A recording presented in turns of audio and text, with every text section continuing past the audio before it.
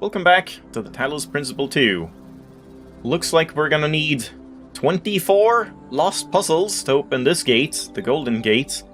And yeah, it remains to be seen if we go back to that other hub area, if I can, even, and go to that Golden Gate, does that also have 2 out of 24 dots lit up?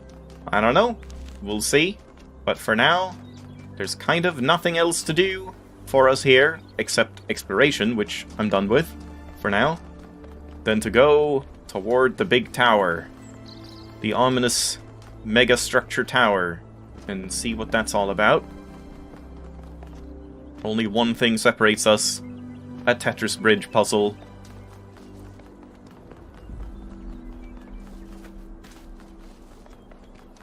And we still didn't see Alcatraz or anyone. So yeah. Let's see. Tetris bridge. Still intact. And second Tetris bridge. And then we have a third one, I see. So I mean, is there like really any reason to do anything other than just clicking them? Isn't that gonna be fine? Yeah, like that just works. Kinda doesn't seem like you really need to worry about it. Maybe I could have made a better bridge just to make it like less awkward to run across. I don't know, can you even like reset these at all? Doesn't seem like it. Would be kind of nice if you could like reset them if you wanted to make just a better configuration. And just 2 L's. I mean, does that even work? Oh, you can... Oh, I see, you can rotate these as well. I didn't realize that.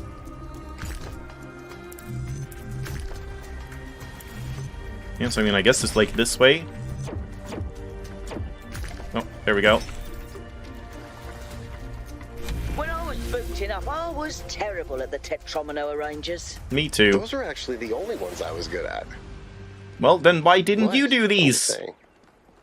You can do these for us, and then I'll take care of the puzzles. Stop being lazy and looking at your stupid geological samples. No one cares. We care about Tetris.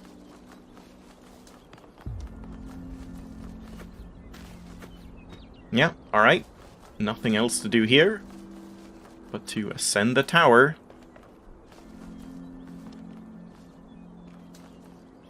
Never mind. We are not ascending the tower because there's a secret. Unless that's like... No, yeah, we can go in there too. Alright, what's in the basement?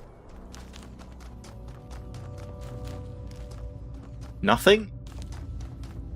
Oh, is that just for, like, if you fall down, you can just walk out? Okay, never mind.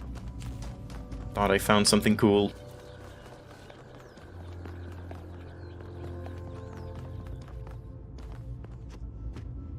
Well, we gotta try. Yep. These robots don't know how to crouch, I guess. Damn it. Oh? No, come on, really? Really, that's boring. This, you can fit in here, and it's not even that high to jump. Yeah, that's just a straight-up invisible wall. How boring. Alright. What is going on with this, like, Star Wars area? Is that some kind of anti-gravity? I'm not sure. Could be, I guess. Only one way to find out.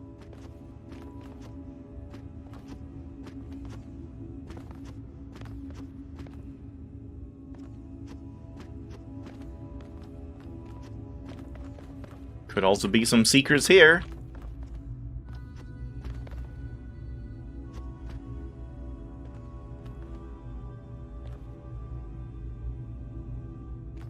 No.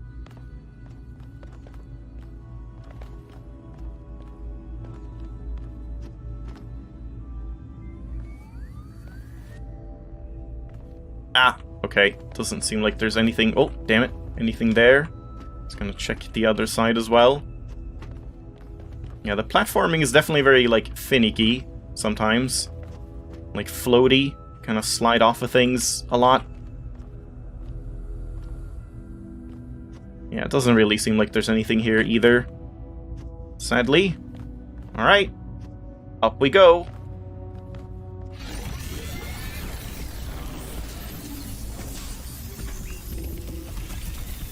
What is that in the top left? What was that supposed to be?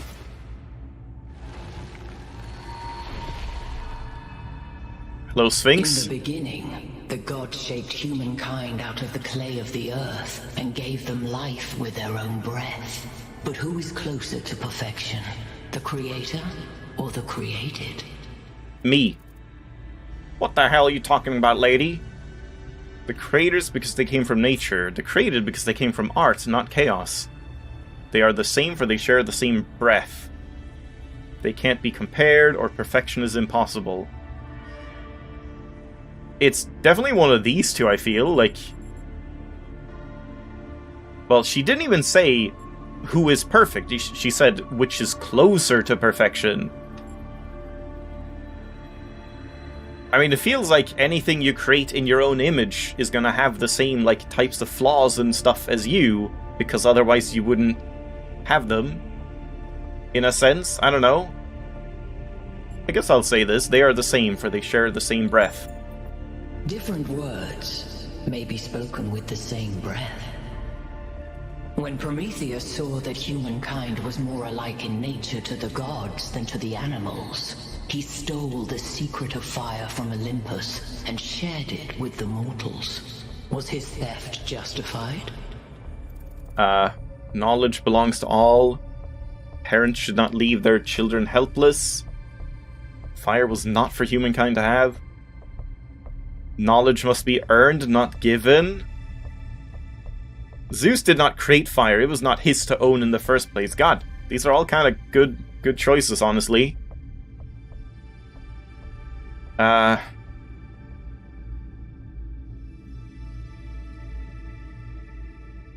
Because, yeah, I mean, this is not necessarily always true that every single entity should have all knowledge ever existed.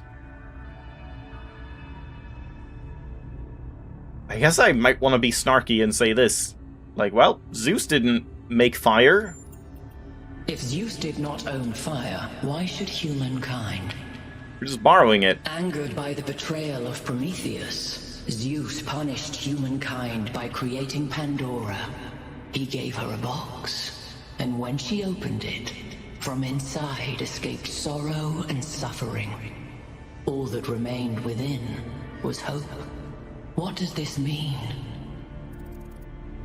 Hope may still be found if we're willing to look for it. Zeus intended for humankind to have hope. It should have been released. What? Hope is in itself an evil like sorrow and suffering. We are lucky it did not escape. What? Zeus intended for humankind not to have hope, so it remains trapped. We suffer, but we do not anticipate it. This is a blessing as Zeus intended it. I mean, I guess I've never really thought about that. The fact that, like, hope remains in Pandora's box. But the things that don't remain are the things that, like, went out into the world. So does that mean there is no hope in the world? Maybe it means that hope is only found from within or something? But I don't really understand the phrasings of these. Zeus intended for humankind to have hope. It should have been released. But maybe we have hope because it wasn't released. I don't really understand, like, any of these, how they relate to what she asked. Like, it feels like tackling it from the wrong angle, almost. I don't know, maybe I'll say this one. We suffered, but we do not anticipate it. This is a blessing, as Zeus intended it. I don't know. I guess. Ignorance cannot be bliss while suffering persists. Creature of clay, you stand before the fire. Will it make you whole? Or will it destroy you? Consider the shadows cast by the flame, but do not mistake them for truth.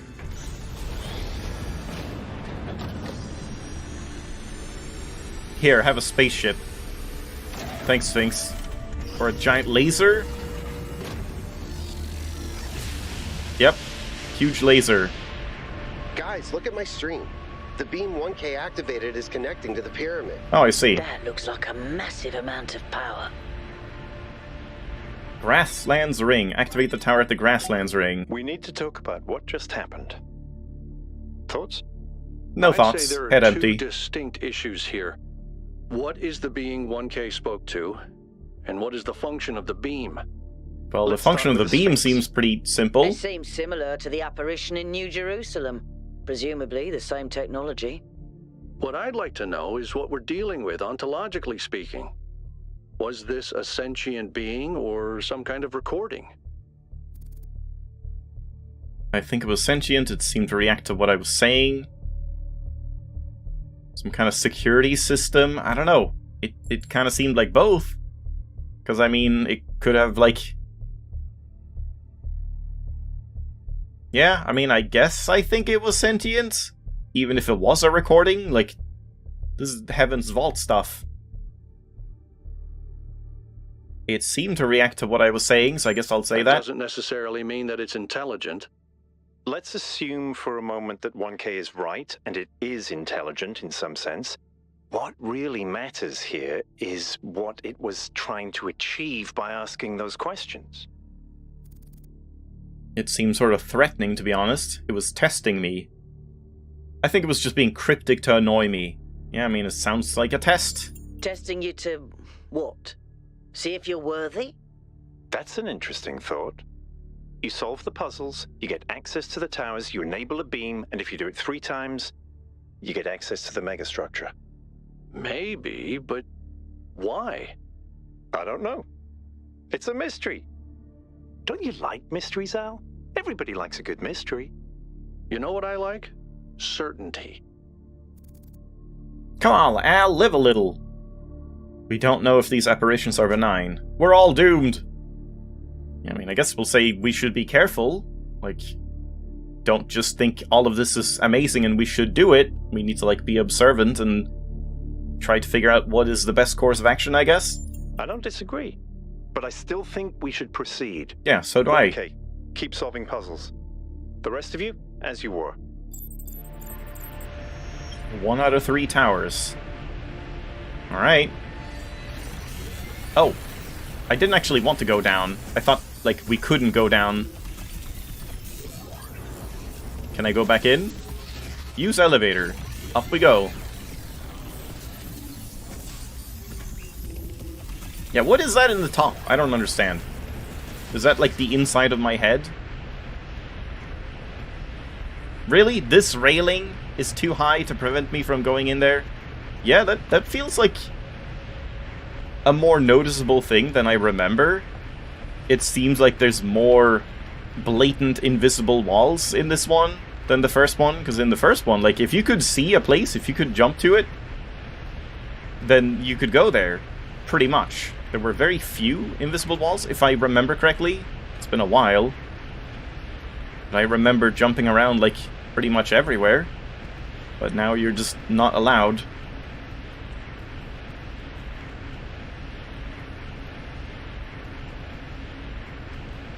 Too bad.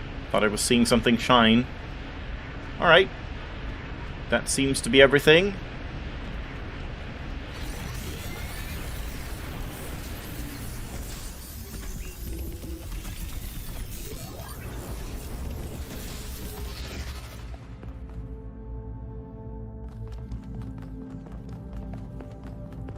So that's World 1 complete, I suppose.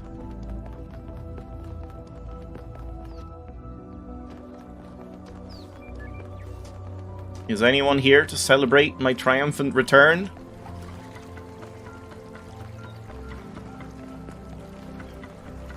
Nope, they don't care.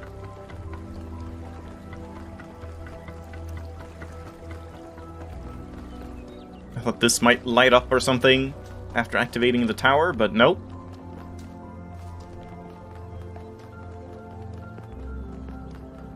Is that going past it? Yeah.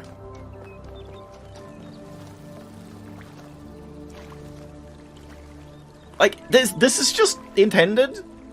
This looks really weird. I thought they would, like, at least spawn, like, down in the water and hop across or something. Okay. Yeah, there's something seriously wrong with these critters. Oh, he's doing it again. Uh-huh.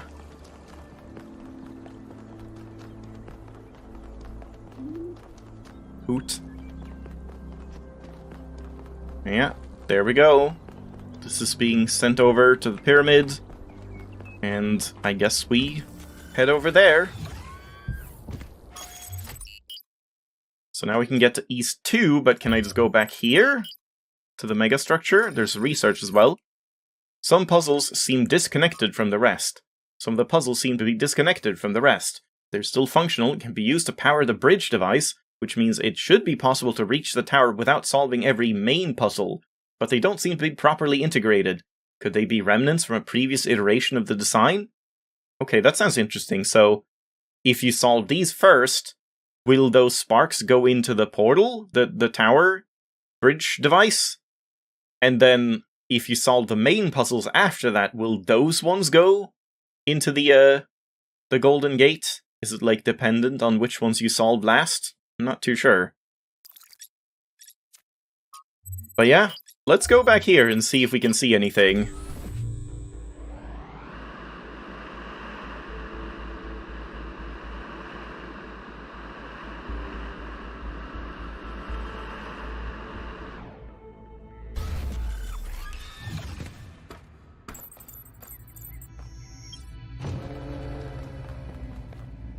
There's a star symbol, but I guess that was just the observatory, or whatever. Can I, like, go back to town? Can we just say, hey, take us home? Nope.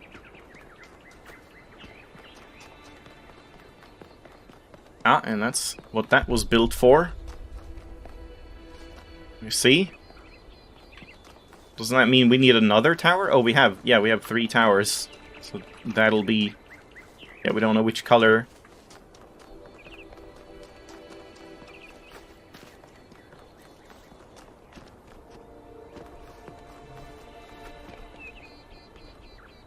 And? This one is not lit up. Really? Okay. This one only has, like, 12 dots?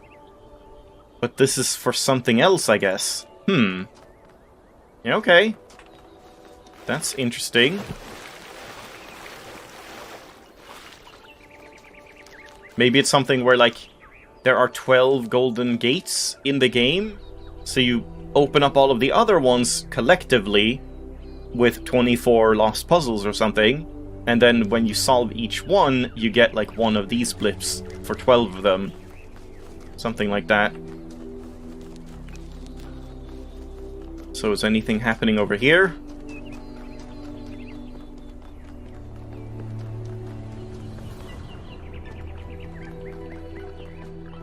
Oh, release stars. Do I want to? When I only have... Oh, I pressed tab and it just did it. Okay, fair enough. And why did one go here and one go there? I don't know, but okay. That's weird that it just did it, even though I pressed tab to open the UI. Alright. Can we fast travel here? No, we cannot. We have to actually go back to the station.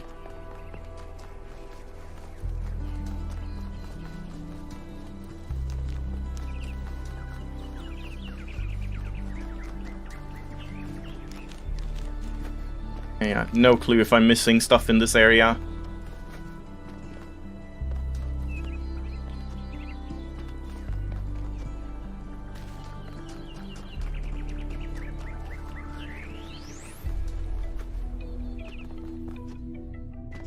Alright, we're not going to have much time to check this out today, but we can at least get a little sneak peek for East 2. There's 2 stars again, 2 lost puzzles again, a lost lab, which we had here as well, yeah. So it's like, basically the same of everything? Why is this up here instead of here when this is here? I don't know.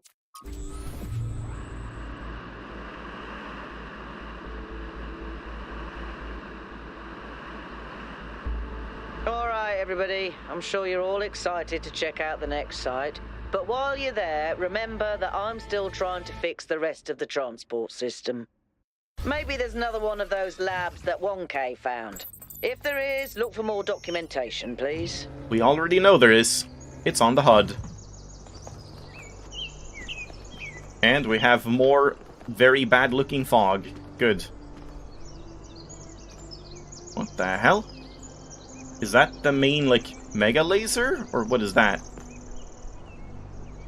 Not sure. So we're just right in front of this bridge crater. Let me see. Yeah. There's some very grainy fog, that's for sure. Oh. You just find one of these immediately? Okay. I think you just picked up some kind of decryption key. Really? Could try using it on those terminals yeah. inside the puzzles. Yeah, we've already seen one.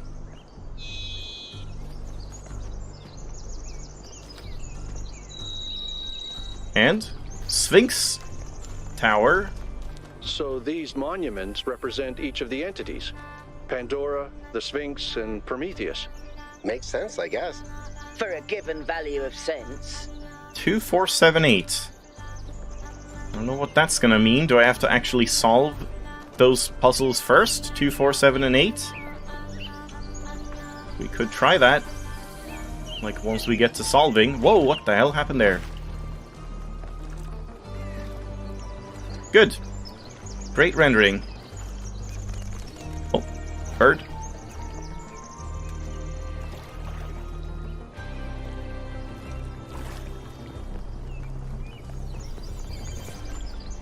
So one is over here.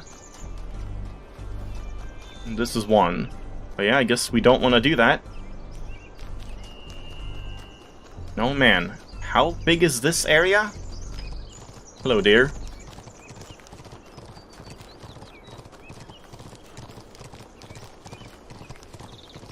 I'm gonna catch up and grab it. Gotcha. Oh, hi. Catch this deer!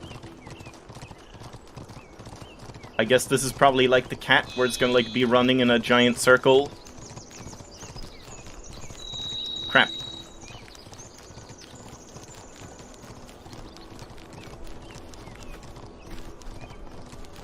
Yeah, and then across the street again. Alright. You enjoy, dear. And there's a terminal.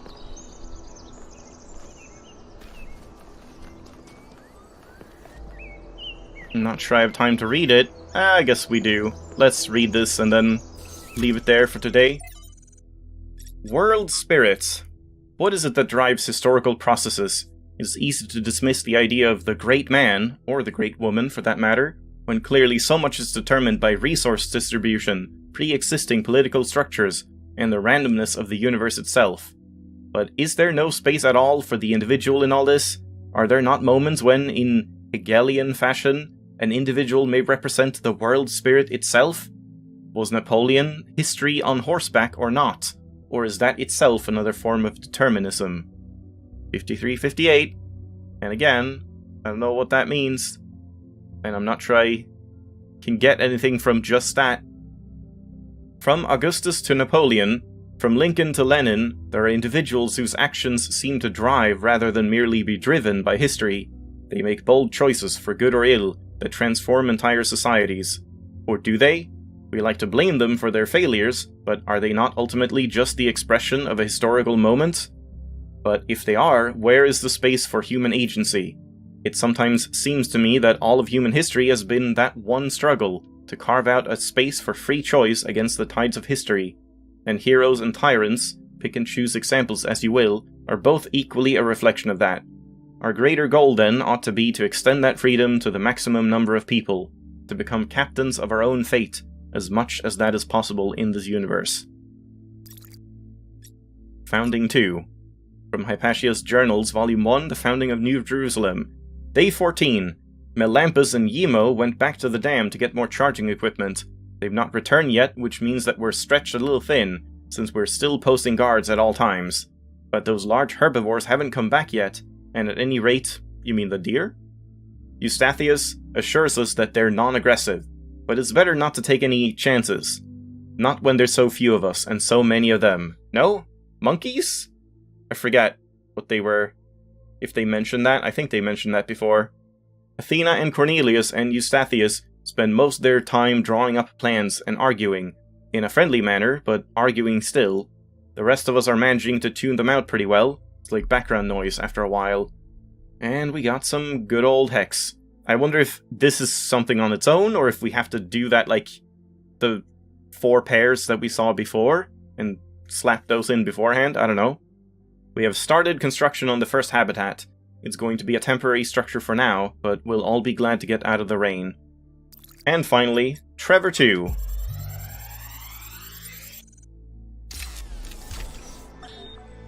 So, what are you doing here, Trevor? Why are you trying to save the world?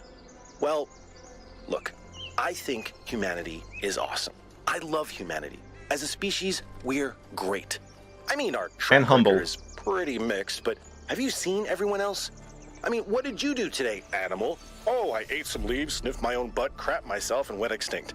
Or, you know... And humanity is funny, too. Animal limb from limb, sniffed my friend's butt, crapped myself, and went extinct. They really don't do anything interesting. I mean, you don't see animals directing Big Trouble in Little China. Birds can go tweet, tweet, but it ain't exactly the White Album. I mean, they can't even make a good cheeseburger, for Christ's sakes. They have no art. This no guy cuisine, has flawless no pleasure. logic. Animals are nice to look at, but you wouldn't want to be one. Except maybe a cat. Of course. I could be a cat. It's always cats. It always comes back to cats. Alright, well, I guess let's leave it off here. I don't know if I didn't see something up here. But yeah, we'll explore this area next time. It doesn't seem, like, quite as big as the previous one, just judging by, like, the span of it, but maybe it is. There might be a lot of intricacies and stuff. But yeah, we're probably going to explore around quite a bit, but maybe I'll try and do kind of a similar thing, where, like, let's maybe split it up a little bit, where we'll explore a little bit, and then maybe say, okay, that's enough, let's go do a puzzle or two, and then, like, we can do that a bit more, instead of taking it all in one single chunk, because then it's just, like, 3 episodes of exploration before doing anything. So yeah, thanks for watching, hope you enjoyed, I'll see you next time.